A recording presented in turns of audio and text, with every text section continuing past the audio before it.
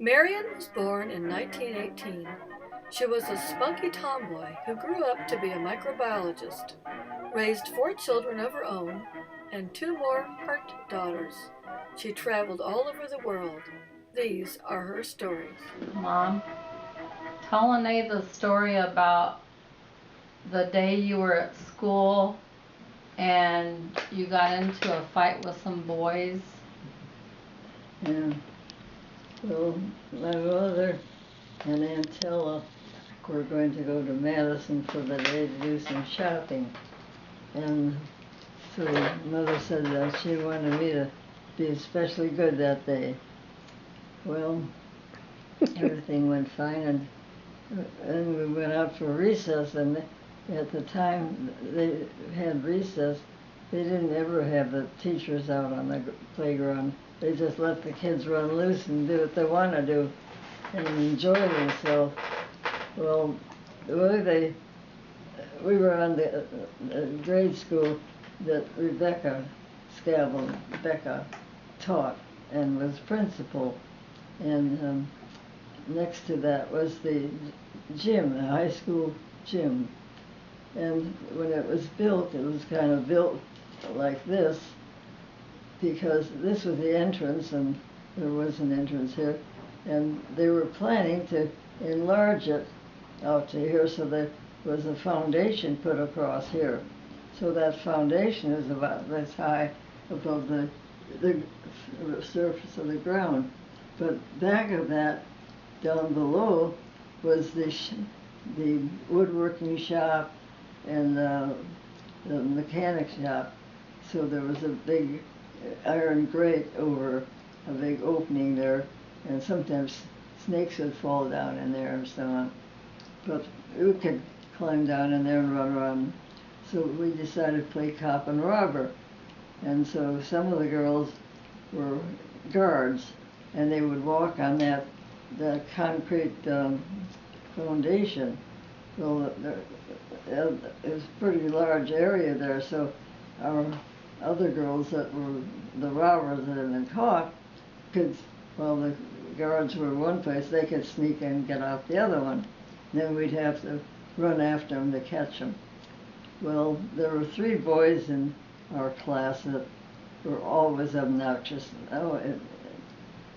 One of them was Donald Bacon, and one was Nils Oberg, and I can't think of the other one.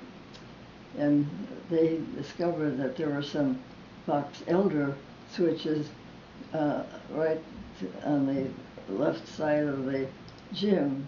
There was a pathway that went down to the river, and well worn out, and it was all rocky because of washout.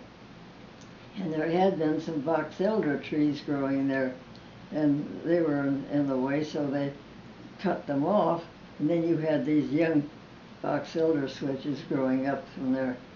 And these boys went over and cut the switch, and then they would take all the leaves off except very on the ends of it. And then when the girls were running around on the playground then trying to catch one of the robbers, then they'd come along and they'd take these switches right in the face, you know. They wouldn't hit them, but they right up in their face, just irritating them, you know. And they came toward me. The other girls would scream and run, you know. Well, I didn't. I stopped and I grabbed that switch, and it was breaking it up.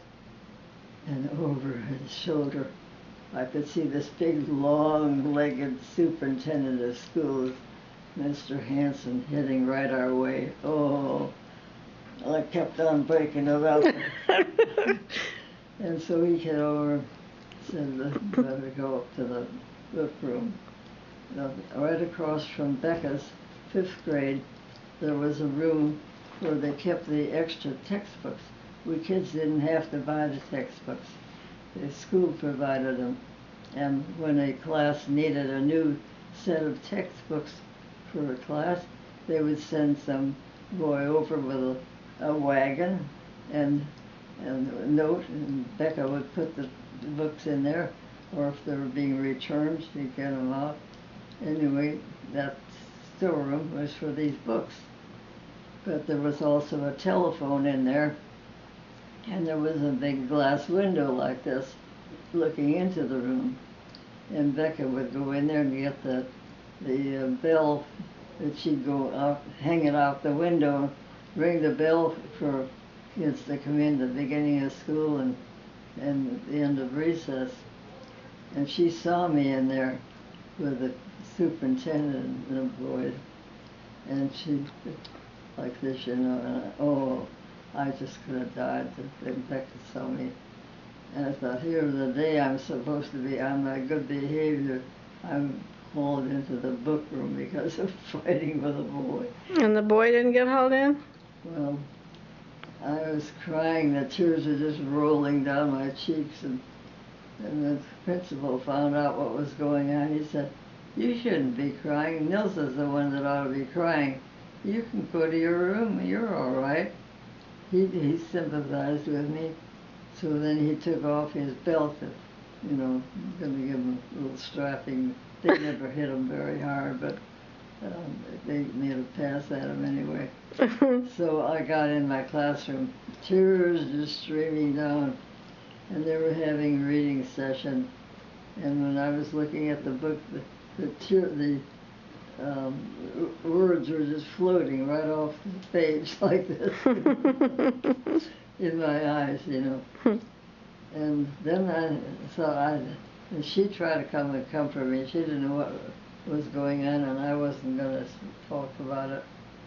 Then at recess, I said, I can't go home and face Becca and Mabel. So I went home, I locked my door and went in and locked the door again and lay down on my bed and cried some more. And so then, I don't know, I guess it was Becca that came over to the house and came in and said that I should come over there. She was very nice. So I had to go over and have my meal, my dinner. That was the most humiliating day of my life. Of your life? I Wow. was supposed to be on my good behavior. Do what to do, what to do, what to do. Nothing to it, but it's sweet. That tune goes right to your feet. Do what to do made a hit with the girls. They had their hair bobbed and gave him the curls. Oh, how he blew. That do what to do, what to do.